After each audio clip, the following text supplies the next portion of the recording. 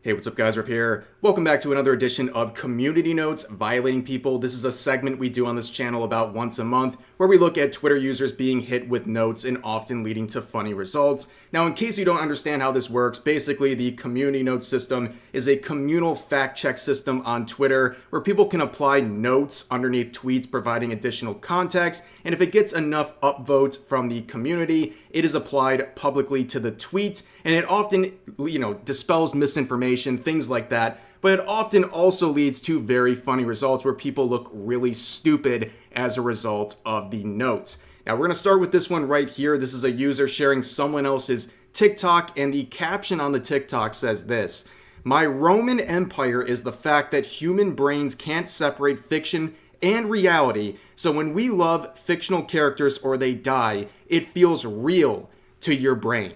Now, in case you can't see this original TikTok has over 500,000 likes. Over 500,000 people on TikTok cannot separate fiction from reality. That should shock you, ladies and gentlemen. You think Twitter is bad. I think TikTok is even worse because they have a younger demographic than even Twitter. So people are even crazier when it comes to separating fiction from reality. And as you can see, the note here is very simple. It just says, the brain can separate fiction from reality. And if you can't do that, you have issues to work out. Now let's move on to the next note. This one's got a little bit of a history behind it. So let's read this right here. It says, "The Super Size Me documentary guy who ate McDonald's every day for 30 days just died of cancer. We're not going to say it was the McDonald's, but ... And the note says this: "Morgan Spurlock, creator of Super Size Me, was an alcoholic for over 30 years. Alcoholism has been shown to dramatically increase your likelihood of developing cancer." Now let's get some additional context here. So Super Size Me was a documentary that released about 2 decades ago. This was wildly popular. At the time, a lot of people viewed this and said, oh my god, eating McDonald's is absolutely terrible for you, like beyond just like an unhealthy diet, but like a genuine risk to your health. Well, when this guy basically did this challenge for 30 days, he went out and had McDonald's 3 times a day, and every time he was asked if he wanted to supersize his order, he had to say yes. And lo and behold, having all that food would cause weight gain, but also he was visited by doctors throughout this whole thing, and he had extensive liver damage and damage to his organs, and people thought that was just from eating McDonald's. Well, as we know, this man was an alcoholic basically his entire adult life. Very sad stuff, but obviously that was the main thing causing damage to his body. And just like anything else with McDonald's, like you could eat at McDonald's every day of your life, but it just depends on what you eat there. Like if you find healthier, low-calorie options on the menu, you'll be fine. It's not optimal, but you'll be fine. But anyways, if you want to go a different route with all these sorts of things, I can give you a very good place to find some high-quality meal options thanks to today's sponsor. That's right, ladies and gentlemen, the Giga Chads at HelloFresh have returned to sponsor this video. Click the link in the description or use my code to get 10 free meals plus free appetizers for life. 1 appetizer item per box while subscription is active if you're in the US. Outside of the US, the local discount will apply. Now, what is HelloFresh? It's America's #1 meal kit service that will deliver fresh, high-quality produce from the farm to your door in less than a week. Look, you're busy. Why spend your free time shopping at the grocery store or searching through complicated recipes? Get high-quality ingredients and easy-to-follow recipes that'll help you seamlessly create banger dishes that'll make you look like a new potential main protagonist for Food Wars. And with more than 50 flavorful recipes to choose from each week, I'm sure there's plenty of meal options for you to enjoy. I also enjoy HelloFresh because they offer not only delicious meals, but also high-protein and diet-conscious meal options for people like me who like to maximize their gains at the gym. Thanks again to HelloFresh for sponsoring this video. You can find all of the relevant information in the description and the pinned comment. Now let's get back to the content. Welcome back, guys. So we're going to return right to the schizo posting. So here is a screenshot saying 6'8" with my 4'11" wife making sandwiches in the kitchen. So you can see the height difference here is obviously quite dramatic. But this user shared this screenshot with the caption saying, to him, height-wise, she's a child. Bro clearly has pedophilic tendencies. Where the note says, women do not have to achieve certain levels of height to achieve maturity to start dating. The woman pictured is an adult. That doesn't mean the man pictured is attracted to children. Yes, ladies and gentlemen, is it pedophilia to be attracted to an adult woman? Well, that's what Twitter thinks, and I can't tell if this is just bait or what, But I know this sentiment exists on Twitter. A lot of people believe height gaps like that are representative of something predatory, which is absolutely insane, by the way. But moving on to the next tweet, this one says, the producers of the film Immaculate hired Sydney Sweeney, paid Sydney Sweeney, and then thought, hey, let's make her a nun in a habit because we hate money. And the note says the producer of this film is, in fact, Sydney Sweeney. Now, Sydney Sweeney is very popular right now. She is an actress and she's in a lot of big roles recently. And a lot of people are talking about her because she's also very attractive, but also a good actress as well, in my opinion. And I just wanted to bring up this insane article I saw from a few months ago.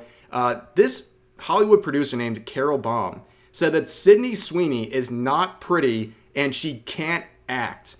So she went way beyond critiquing or any attempt to critique her acting skills and immediately says she is not pretty. Are you ready for the side-by-side comparison of the parties involved in this statement?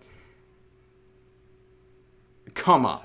Like, really, I know it's an unfair comparison, but she was the one who brought up these things involving looks, okay? Absolutely insane behavior. But let's move on to the next tweet. This one is a meme saying, oh, that's Multiversus tracking my IP. Multiversus uses AI to track your IP and location for the online mode, where the note says, this is how the internet works. Yes, Zoomers are never surviving the technologically challenged allegations. This is absolutely insane. Let's see another example of that. This person says, my Euro summer vibe, with a caption saying, no phone summer. And the note says the object on the left is in fact a phone. It's a flip phone. For those who are too young to know what that is, flip phones are the best, dude. Can we please bring back flip phones? They were the coolest aesthetic ever. Like, you have no idea how powerful you looked when you were getting a call and you flip that thing open. I mean, I was like literally in middle school when I had my flip phone, but anyways, you looked like you had cool things going on. I want to bring back the flip phone, but one can hope. One can hope. But here's another example of, well, probably also Zoomers doing some crazy stuff. Trying to cancel a abuse victim from 1938.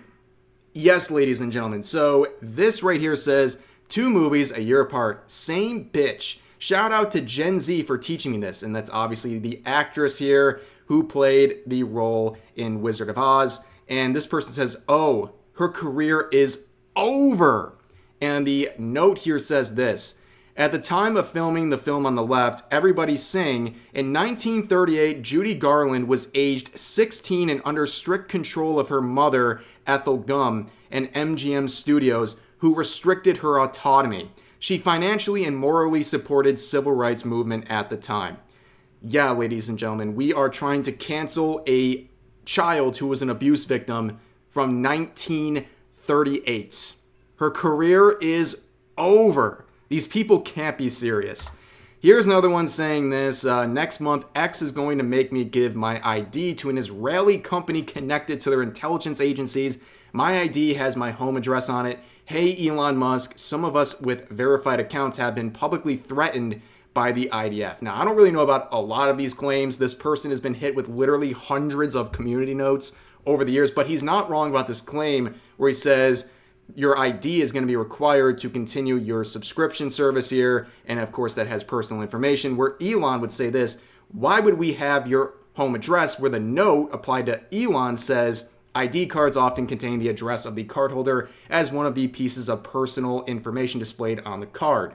And what they're referring to is this right here. So if you're someone who is a Twitter Blue subscriber and you are in the ad revenue sharing agreements with them, like many people are, next month, to continue using that, you're going to have to verify your identity, which means you're going to have to provide a government-issued ID to Twitter and be prepared to give them a selfie.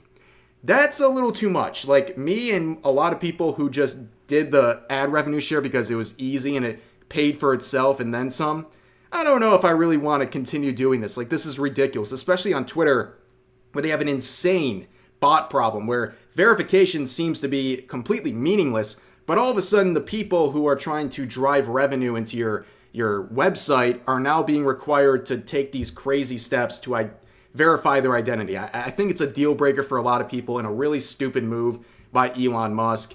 But anyways, let's move on to the next one. We talked about this in a video. So this guy from Censor TV said this: if you watch anime, you are a pedophile. And in this clip, he says over and over again how much anime fans are degenerates and all these terrible things. And of course, it gets hit with the note saying anime is not pedophilic as the subjects are fictional. It is the chosen primary narrative medium in Japan. And also, furthermore, engagement farming is not allowed as per X's rules. So this guy is very interesting. The Colonel here, Colonel Sanders, dollar store version. A lot of people are making fun of this. There's nothing really to say. I don't want to get too much into this because the last time I talked about this, it got the video demonetized. But for a guy who's calling people degenerates for watching anime, he has a very interesting clip of himself that is basically the thing he's most known for. And if you know, you know. I'm sorry, you have to do your own research on this one. I don't want to get this video in trouble, but yeah, he has some crazy clips of him doing some very degenerate stuff. So it's very rich coming from this guy. But let's move on to another note. This one says 2024 World Champions. Of course, the Boston Celtics won the 2024 NBA Finals. And the note says this: they won the NBA championship, which makes them NBA champions and not world champions. Okay, smart guy. Someone was being a little wise in the reply or the community notes here, but anyways, it's probably someone from like Europe or the other popular basketball leagues where they're a little bit jealous. I think the NBA is clearly the biggest basketball association in the world, but hey, whatever. We get the point. It's a bit of a pun here. So here's the next tweet from a very interesting individual. So it says this: trigger warning, friendly reminder that blood is a slur. And of course, I don't want to read all this junk. It just says in the note, blood is not a slur. This post is also engagement bait / rage bait. And yes, if this person looks familiar, it is because they are familiar. They are trying everything they can to get rage bait engagement. In fact, they were the one who made this story up and posted it to Twitter, where basically they said that their cat was a self-chosen vegan who one day would eat a hamster, and because it ate a hamster, it had meat, and therefore this individual decided or contemplated having the cat euthanized because it broke its vegan bond to the world. And of course, that was hit with a note saying that cat being vegan for her entire life was misleading because cats, if given the choice, would never resort to a vegan lifestyle. And yeah, that person was basically laughed off the planet. But anyways, here is the final note of this video and really what the community notes are all about. Very simple and often pun-filled context here. So this tweet is captioned, "Developing drone footage from Greenfield, Iowa shows the damage after an alleged tornado leveled the community," where the note says, "It was not an alleged tornado, it was a tornado." Absolutely brilliant. I feel like I shouldn't laugh at that, but I did. But anyways, that's going to do it for this round of community notes violating people. I hope you guys enjoyed. I know you guys enjoyed this segment, so look forward to another one next month sometime. And yeah, as always, feel free to share your thoughts about today's topics in the comments section down below. Hope you guys enjoyed the video, and I'll see you next time.